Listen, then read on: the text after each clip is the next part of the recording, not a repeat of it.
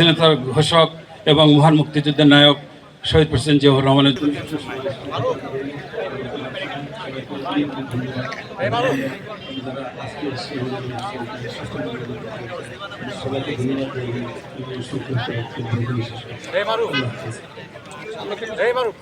এখন আমি মঞ্চে এবং সাবেক এমপি সামনে একটা আহ্বান এই সাথে আমি যাদের নাম আমি আহ্বান করব মঞ্চের সামনে আসার জন্য এবং মাননীয় প্রধানমন্ত্রী ডেপুটি প্রেস সেক্রেটারি জাহিদুল ইসলাম রনি ভাইকেও আমি আহ্বান করব মঞ্চে এসে উপহার আমি ধন্যবাদ জানাচ্ছি কারণ তারা এই যে ভিকটিম পরিবারগুলোকে নিয়ে এখানে ইফতারের আয়োজন করেছে সেই জন্য তাদেরকে ধন্যবাদ জানাচ্ছি। আসলে ইফতার আগের বক্তব্য দেওয়ার মতো কিছু সময়ও নাই, অতিথিবৃন্দ আছেন এবং যারা গুম খুন পরিবার থেকে যে সকল সদস্যরা